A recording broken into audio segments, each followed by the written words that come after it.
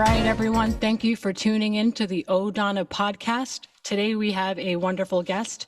His name is JEHAN SATTAUR, and he is on a mission to show 100,000 people from all walks of life how they can connect and improve their mental health. JEHAN specializes in the subconscious, the consciousness studies, and he's a mentor, a musician, and much more. In this episode, he will discuss consciousness, TV programming, and how it affects the human brain and beyond. JEHAN, how are you? I'm doing fantastic, and I love that introduction. Thank you. Oh, of course, no problem. How is it going for you? Oh, it's going pretty good, pretty good. I was listening to some of your latest podcasts, and I know that it said you're from the Barbados. What was that like growing up? Oh, it was All hell. American TV shows us is like sexy women dancing in bikinis, and I know it's much more than that, but that's like all I remember programming to see. Yeah, exactly. You said the right word right there. It's programming. They make you think that it's this really um beautiful, sunny place you go to escape your troubles and stuff like that. But that's only one fraction of it. Yeah. It is gorgeous. I mean, today's an amazing day. I spent the whole day on the beach, Oh, wow. and Or you still live there? yeah, I Okay. recently moved back here before the whole pandemic thing happened. Yeah. And I just decided to stay here, and it's like, I'm not going back to America. Screw Yeah. it. You made a good decision. I think so too. Uh-oh, somebody's laying an egg. Um, Chickens? yeah, Oh, yeah. nice. But yeah, growing up here is the reason that I got into all of this, because it was very difficult. Things were still very racially charged when I was growing up, so everybody kind of had their own little cliques, and the white kids were with the white kids, the black kids were with the black kids. If you were a brown like me, you didn't have anywhere to fit in, so you had to go hang out with the Muslim and the Hindu kids, Yeah. and it was very separated and stuff like that. And then people would kind of look down on you because you had to be a particular ethnicity, or you had to be a particular religious denomination to for them to identify with you. And I wasn't really into all of that. My mom, one of the first things my mom said when I was going to school is like, I don't want anybody to indoctrinate my kid. So she pulled me out of religious studies and stuff like that. A And smart woman. yeah, what made my experience of childhood even harder, besides the fact that my dad was an alcoholic and extremely verbally abusive, and my sister being what they now call a narcissist. Um, Basically, I get gaslit by everybody around me in society, because I turned out, at age 14, I started playing guitar on stage and stuff like that. Like professionally, I was teaching lessons and stuff like that. And it's, when you're playing rock music in a religiously dominated society, you're automatically the devil. Yeah. And so I just kind of grew up throughout my teen years dealing with a lot of stuff, dealing with not really having a lot of people I could relate to, and just being constantly insulted and stuff like that because I just wasn't one of them.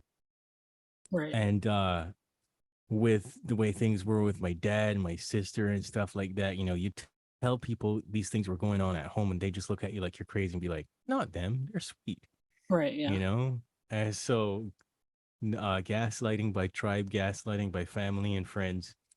And I just couldn't handle all that. So somewhere around 18, I got into like drinking and drugs and stuff like that, sex, drugs, and rock and roll club.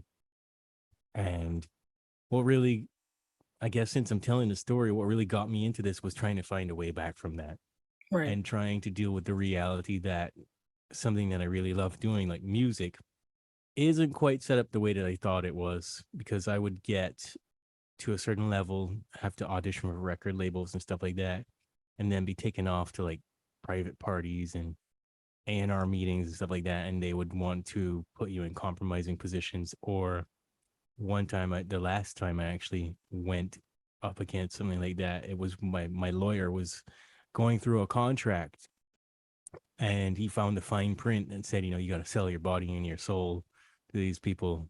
And he was like, listen, man, I don't think this is something for you. You're a really nice guy. Yeah. And he showed me some videos on YouTube, which turned me into what people consider a conspiracy theorist. Good But I old think if, rabbit hole. Dive in. yeah, Yeah, I think if I get to be a conspiracy theorist, then those people get to be a coincidence theorist. Yeah. So Well, I'm glad that's you're safe. Do you still play music? I still do, yeah. Oh, that's good. Good. Yeah. I couldn't put it down.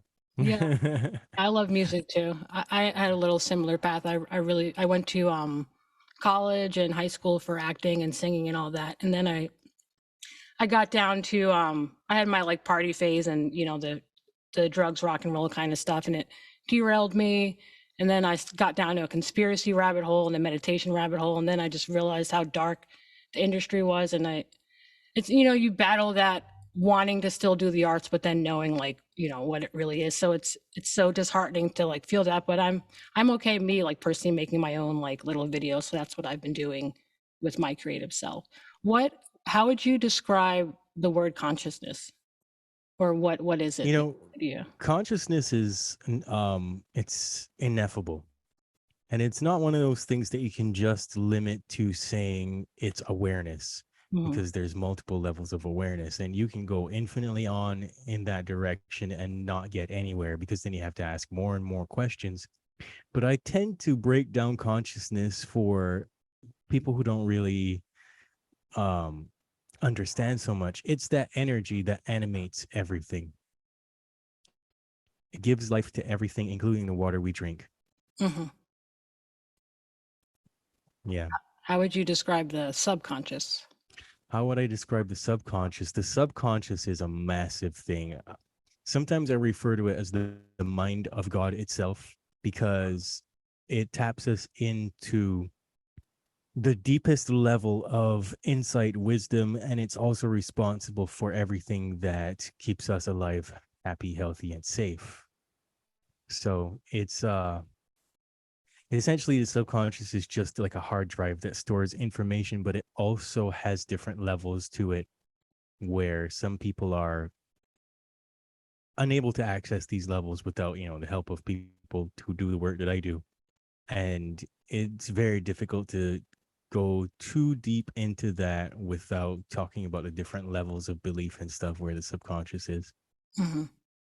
so it just is in control of everything. It's in charge of 95% of everything that we do. Right. Yeah.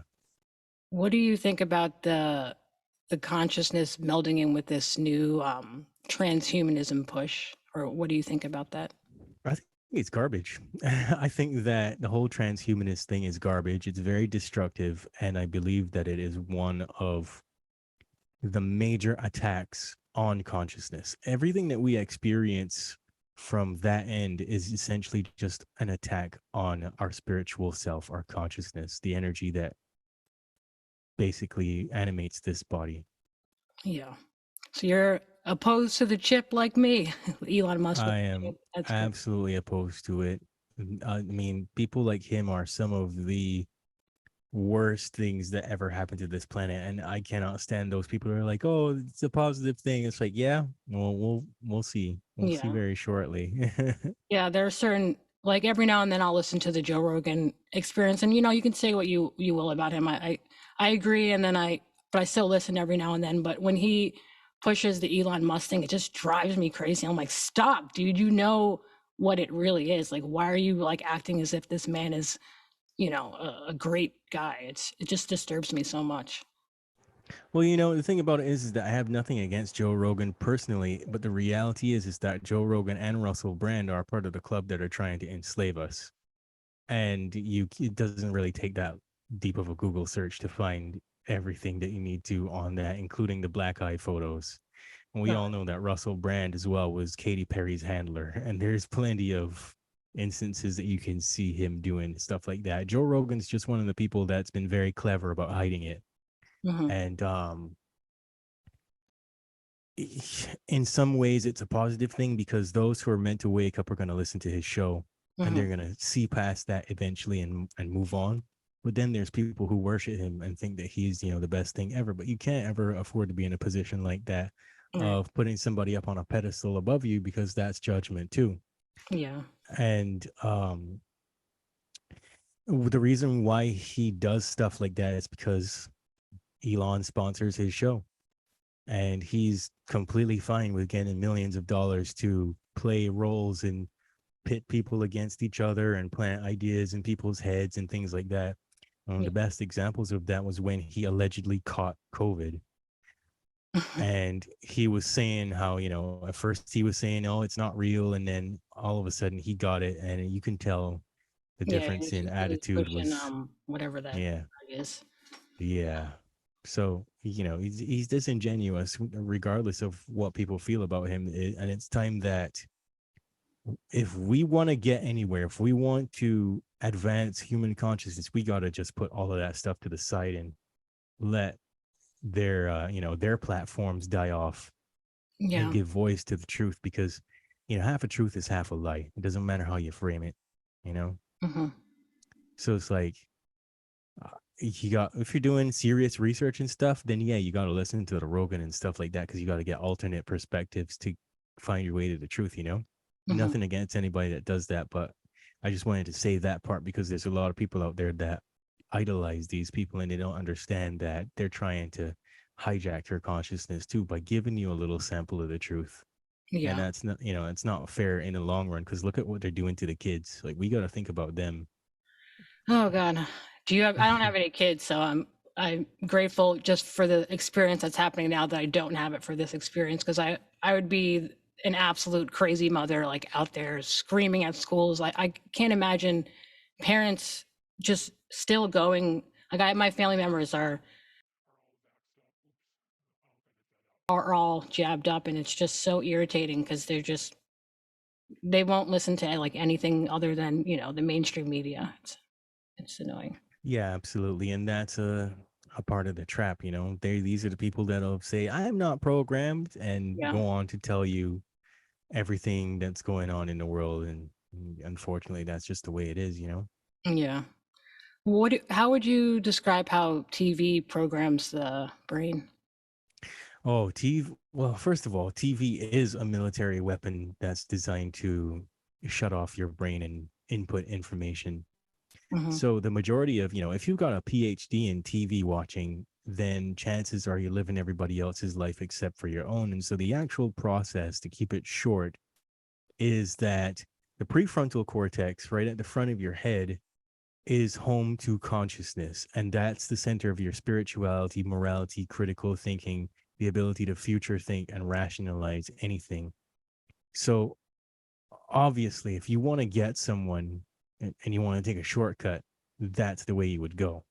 And so the television, because the mind cannot handle the flicker rates of any screen, essentially when you're staring at any screen, within about 90 seconds, you get sucked in to that screen and the prefrontal cortex deactivates. So that feeling of getting lost in a good movie, I like to say, that's what that is. Your prefrontal cortex deactivates, and then the rest of your brain kind of has to do everything to try to keep up. So you're getting massive amounts of input into your brain that you can neither accept or reject, even if you disagree. And so that's essentially what it does. And it's only in retrospect that you can then survey the information that goes in. But it doesn't mean that they haven't slipped something in there against your will, because the subconscious is a scanning device, and it's taken in, 66 trillion cells worth of information at 6 trillion bits per second. And the conscious mind can't Yeah. process any of that. I Right. know So that that's kind there's of, like certain colors and frequencies that they're using that, kind of trigger something else in your brain and all that stuff. yeah, colors always have that effect on the body. Is, Yeah. yeah, I guess it's, there is a video. I think I did upload that to my BitChute channel, Boundless Authenticity Podcast, where there's a color programming Hmm. video. It's like 11 minutes long, and it explains everything that went on with like COVID and the Ukraine colors and all that kinds of stuff. Right. To check that out. And then Yeah. I It's saw like, why do something. you, Oh, sorry. Go ahead. no, I was saying, this is a question for your audience. Why do you think McDonald's and Coca-Cola all have the same colors? Yeah, I was just There's going a to mention great book. the colors with the mixture with the like the red 40 and the blue lake and all that stuff. But go ahead. Yeah. But there's A book by Martin Lindstrom. He's a badass marketer. And what he did is he put together all the tips and tricks about how we're subconsciously programmed to buy the things that we do. The name of the book is called Brand Washed. And he goes into all the science and all the psychology that's used against us. So these people that are trying to sell us anything, they know exactly how to get us. Right. Now, I've heard mixed reviews with the 432 hertz. Like some people say, oh, this is the frequency that you should listen to. And then others say that, yes, but it has been a bit distorted. Do you know information about it? Oh, yeah. It's another, I guess it's another one of those things where if you're a musician and you're real dedicated to understanding these kinds of things, you'll get it easier than the average person. Hmm. And not everything that is relative to 432 hertz is going to be a good frequency for you. So, in some ways, having instruments tuned to 440 kind of balances out anyway. So, you can play a note and it will resonate within the frequency range as if something was tuned to 432. So, you're always, what I'm basically saying is you're always going in and out of that frequency spectrum anyway. But let's say if my guitar is tuned to 432 hertz, then you're kind of looking at similar chord progressions and everything. So it doesn't really change the dynamics of music. And you can listen to anything by Steve Miller Band or anything like that. They're tuned to 432. And I think some of their songs are 444 relative to that as well. And it doesn't really change the way that the music feels so much. You wouldn't be able to tell the difference. You know what Right. I mean? Sure. So it's not, it's not always a big jump or a big thing that you can perceive as people think. And that same way of thinking and that same kind of technology is applied in different ways when music is mixed anyways. They put harmonics into things, and that's a part of the MK Ultra program Right. where they have these particular harmonics that are below and above the frequency spectrum of human hearing that can allow for certain programs to enter the subconscious and actually create compartments that can then install things like changes to your sexuality and can even install death programs in you that if you access a certain thought or memory or have a particular experience or maybe you slip up and you say a particular thing, your body will shut down. So it's a very advanced thing once we start going into that direction. Right. What do you, this is a little sidebar, but we were talking about the MK Ultra. What do you think about the Laurel Canyon and all the 70s artists that came out and did all that? Oh, I definitely think that that ushered in everything that we're experiencing now with music. Right. There's no coincidence that music is the way that it is now. It's been broken down to a complete science. And I know that to be true because when I went to Nashville to study the music industry and stuff to become a recording engineer, some of the people that I met out there, wow. I mean, it is a crazy thing that they're doing. It is a complete science that they know exactly who to target and how to target you based on your age, how Hmm. to write a particular song to target you You mean it's not all specifically. about country music? It's a lie? It's not all about country music. It's about the Yeah. science of controlling people through music. Yeah. Right. Yeah. When did you leave Nashville? Or how long? The end of 2014, and then I Okay. moved on to Yeah. Seattle, and it was dead out there during that time. Downtown Seattle was hardly populated, and Right. so I left there and I went to Pennsylvania, and Okay. that's where I lived for a while. How did you like Pennsylvania? I love Pennsylvania. I love Penn's Peak. I Yeah. had a beautiful view of it every morning when I look out my window. Yeah, Pennsylvania is nice. All I remember is the Poconos. I'm from the East Coast too. I'm from New Jersey, New York area. So my uncle used to live in Pennsylvania, and I'd be like, oh, the Poconos are so pretty. Oh, nice. Yeah, Poconos are great. Yeah. Yeah. How would you describe, well, what is like alpha wave for people who don't know what that is? Alpha wave is just relaxation and suggestibility. Okay. So it's not necessarily a bad thing. Like if you are meditating, you can go into alpha brainwave state. However, alpha is very important to the function of the brain because in order for the subconscious to process all of that information, the mind is doing 10 trillion tasks per second when you're completely unaware of all of that. So that's a lot of input for this one machine to do. And so you have to cycle through the alpha brainwave state several times throughout the day in order to be able to cope with everything that's going on around you. Otherwise, as I like to say, you'll be having a series of mini strokes. The conscious mind only takes in 140 bits of information per second, which is not a lot. It's just the part of you that keeps you from bumping into stuff. So the brain needs the alpha brain wave to actually repair itself throughout the day. And so that's where I usually go on a spiel about how all hypnosis is self hypnosis. You're going through this change in brainwave states for 7 hours throughout the day, 3 hours during REM sleep, and 4 hours throughout the rest of the day. So when people say I can't be hypnotized, that's absolutely ridiculous because you're literally doing it to yourself so that you can have healthy brain function. Hmm. What would you what's the importance of meditation? How would you stress that? Or do you meditate?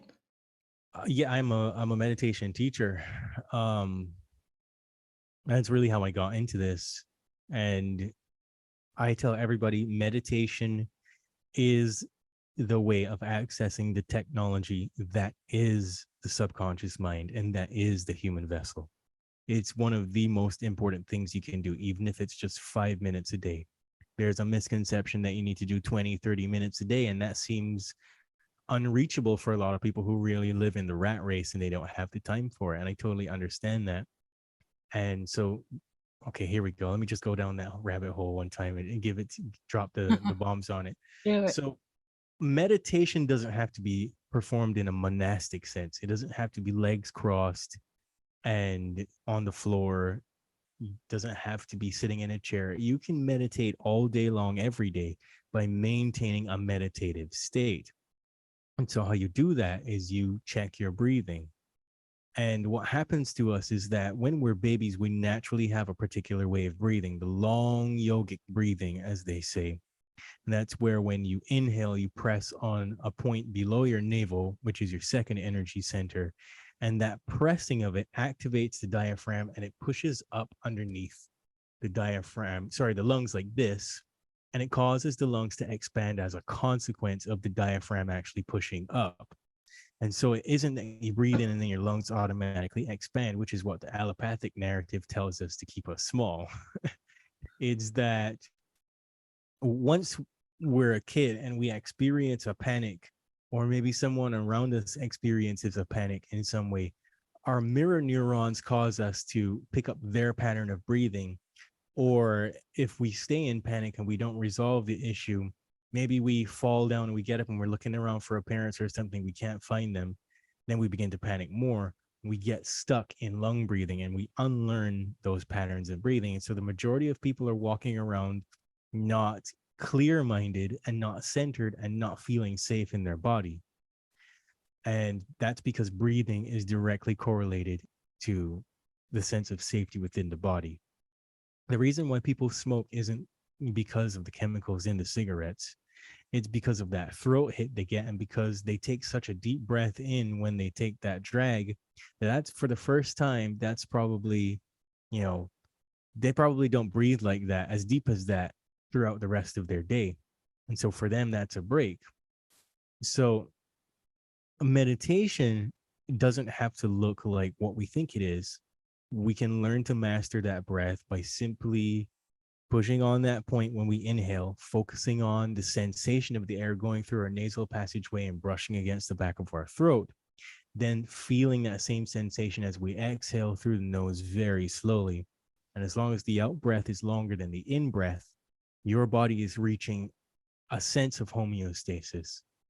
And it can then look for things to repair, reset, tap into that nervous system through the vagal reset, which is that long nerve that runs all the way through the back of the head. And it basically causes you to be calm. And then something very special happens with our thinking, where the mind begins to tackle issues in a particular way. So it has to parcel information out into little packets in order to process them in the first place. Because again, it's taken in 10 trillion bits. And what's going to happen is it will show you what I like to call your MPI, your most pressing issue. So the breathing is how you access that technology, and you slow down the contents of the mind to where it will reorganize things into that order, which is the most important thing. And it will begin to show you these things. And so the mind's always asking you one question: is it okay to keep this thing? And it goes, boom, here's an image, here's a sound, whatever your dominant feeling is, visual, auditory, kinesthetic. People smell things. Some people go, hey, I feel this way because daddy dropped me on my head when I was 5. Mommy had cookies baking in the kitchen, and I still remember how that feels. Therefore, daddy is bad. That's how you tell if that person's like olfactory based or something like that.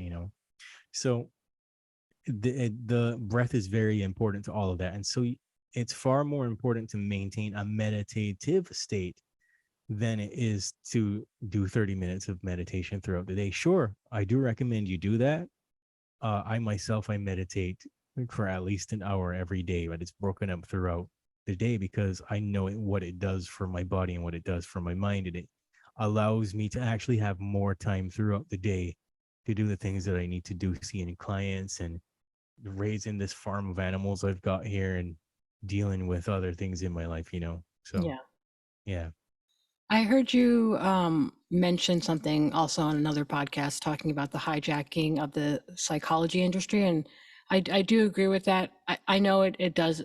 I have some friends who went to school for that, and it may offend them, but I just don't fancy it. I just feel like it's a scam. Can you talk on it and what you think about it? I love that you did your homework. I so I really do love that because then I don't have to go off on these spiels like it's the first time I'm Right? Yeah. saying things to people. Yeah. Um I had 2 weeks. yeah. Good on you. The psychology industry is a cult. It's the cult of psychotherapy.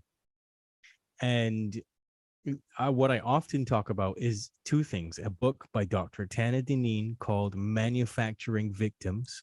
It's in the 3rd edition. It's been banned everywhere. So the only place you can get it is if you search for her website. She actually has a copy that you can download because it's so banned. What's her Um, website? I want to write it down. I'll listen I to it. can't remember what her Oh, website is. I'm not sure. I oh, have to get that for you afterwards. But I found her by Googling her name. okay, I'll just do that. And so she and some of her colleagues got tired of things like um stories about how people were having trauma, and then the psychologist would enable that person, Hmm. or they would sit the person down on the couch, and maybe they wanted to have like a hypnosis or something, and then they would implant ideas into the person, making them believe that something their father did to them was overtly sexual or abusive or things like that.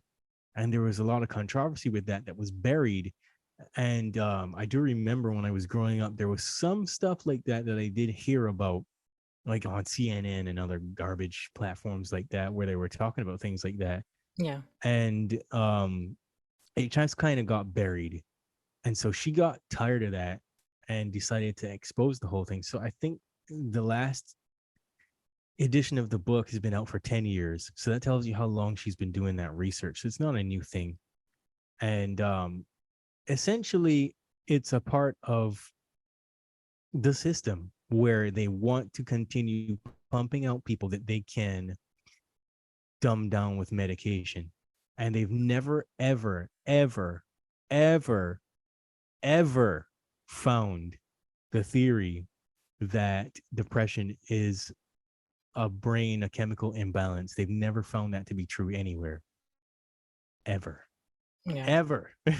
And I say that because there's a lot of people that get really angry when you say that. And I Yeah. just tell them, okay, well, if you don't believe me, go ask. Go ask your psychiatrist, go ask your psychologist, where do I find that shit? Where do I find it? Show me. They'll get angry and they won't be able to tell you. All right. And so anybody that wants to find out more about that, one of the world's leading psychiatrists went rogue, and him and a team of his colleagues put together a website, cchr.org, the Citizens Commission for Human Rights. And it's completely exposing the psychology industry. And they have a series of documentaries. So it's not just one, it's a lot of information that you can then find out about all of the different aspects of that industry and how it's used to harm people and not help them. Mm-hmm. Thank you for that. What do you feel about all the new age manifestation? Everything will come to reality. Have you ever heard of Neville Goddard? Neville Goddard is a Barbadian by birth. Oh, um, sorry, my thing says I'm running out of time in 10 minutes. Well, we can, I can just make another link if we go long. yeah, Sorry, I think because I didn't update it. Sorry, let me just move this out the way. yeah, they did that to me too. Piece So of crap! How dare you? I'm in the middle of something. Hold on. All right, since I have 10 minutes, so we'll keep it going. Yeah, what do you think about Neville Goddard? and now you see the danger with the new age is that the new age is a cult. What do cults do? They use truisms to manipulate people who are innocent and well-doing into thinking the way that they think. And so, do you know Doreen Virtue? I do not. You can educate me on that. Okay, I'll get into that after I talk about Neville. So a lot Okay. of the stuff that Neville says is true. Mm-hmm. He's using psychology and he understands the subconscious mind.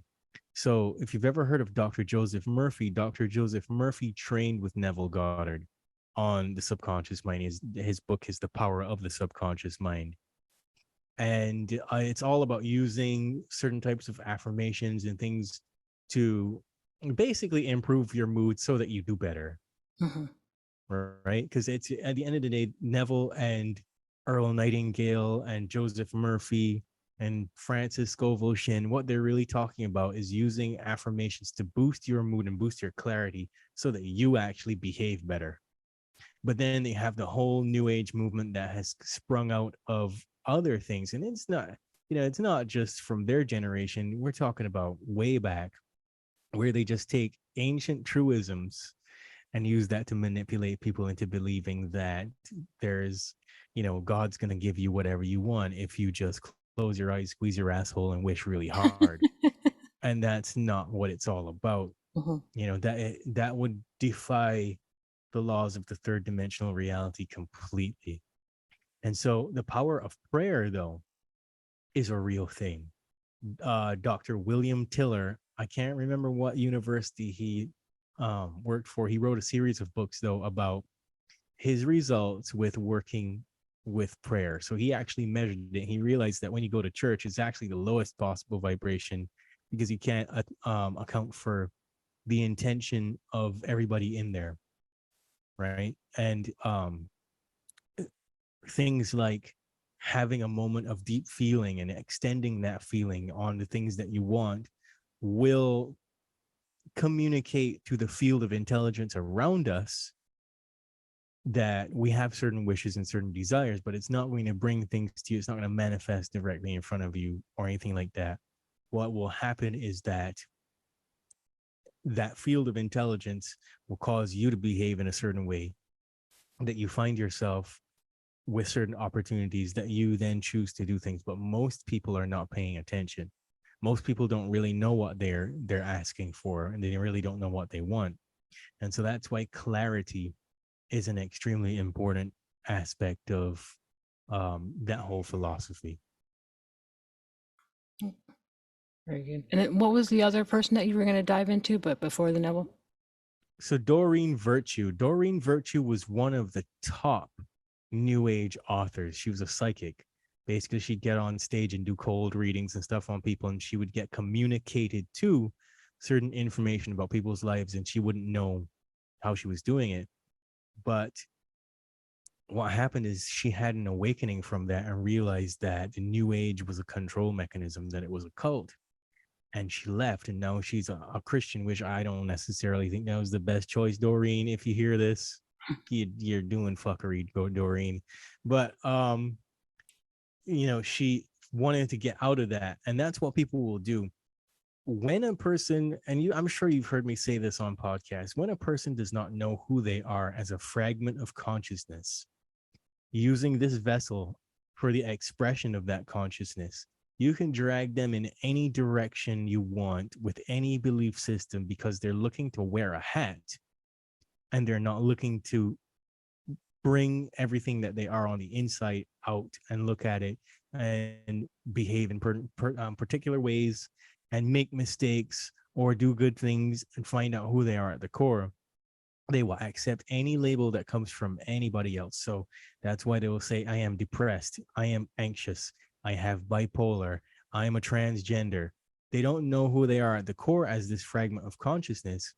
And for some reason, they've missed the memo that nature does not make a mistake. So whatever is according to natural law, that's what you have to work with. And that is the only thing that you have to compare yourself to on the outside, not the opinions of other people, not what the Bible says, not what your pastor says, not what your new age guru says. You're solely 100% responsible for the thoughts that you think and the behaviors that you choose. Right. Mm-hmm. And so, because of everything we said about the TV, we're always living everybody else's life. As long as we're listening to music, watching TV, we are instantly being programmed with other people's thoughts about how we should be and how we should behave. And that's the dangerous thing about it. So that's why people tend to run from religion to religion, because they're looking for faith outside of themselves and they don't know how to self-generate. But I believe that people are self-motivating, self-regulating, self-governing beings. Me too. Well, it's I guess we can wrap it up. We've done a nice amount of time. Unless you want to keep going, it's up to you. I'm just looking at a little bit more time. It says What's 4 minutes. It says 4 minutes left. Where you have a podcast too, right? Can you let them know about that? Yeah. It's the Boundless Authenticity Podcast. You can find that on anchor.fm/boundless authenticity. Awesome. And then you said you have some music that you're working on? I got bored during the pandemic and just started making music. You don't really have to look for that if you don't want to. It's World's Not Gray. That's the name of the project. You can find it on Spotify and Instagram at that handle. And if you want to get me for any reason, they've been screwing with my website. GoDaddy's owned by Unilever, so they don't want me saying the things I'm saying. So they tried to shut it down like 3 times in the past week, and I had to. Piece of shit. I had to fight with them this week. So you can find me at JEHANSATTAUR.com. That's JEHANSATTAUR. You can also use that to find me on Instagram. And if you want to send me a private email and ask me questions or whatever you want to do, it's JEHANTWSATTAUR@gmail.com. So JEHANTWSATTAUR@gmail. And then I didn't get into your life coaching thing. You want to mention that, or how they can find you for that as well? Yeah, so you can find me at all of those places. And basically my work is all about helping you remove disempowering thoughts and beliefs from your subconscious, which are causing you mediocre circumstances, some really bad emotional consequences. Because again, that subconscious is doing 95% of your stuff for you, even though you think you're doing it. And if you have negative stuff in your life, that's where it's coming from. So I just deal with that. I also teach meditation, how to meditate, why you have certain thoughts and feelings during meditation, and how to handle that. Awesome. Well, thank you so much, Sean. I hope you didn't feel rushed. Did you want to keep going? I feel like I was like, all right, wrap it up, bitch. We're done. I could talk to you all day, Donna. So if you want to keep talking, we can go. We'll make another one soon. I actually really enjoyed this. Usually I get nervous with these and I'm like, oh God, my questions are going to be whack, but it was very smooth and I really enjoyed your presence, and seem like a very nice, well man. Corny as that sounded. Sometimes. All right. Well, thank you so much, Johan. I really enjoyed this, and like I said, I hope to do it again.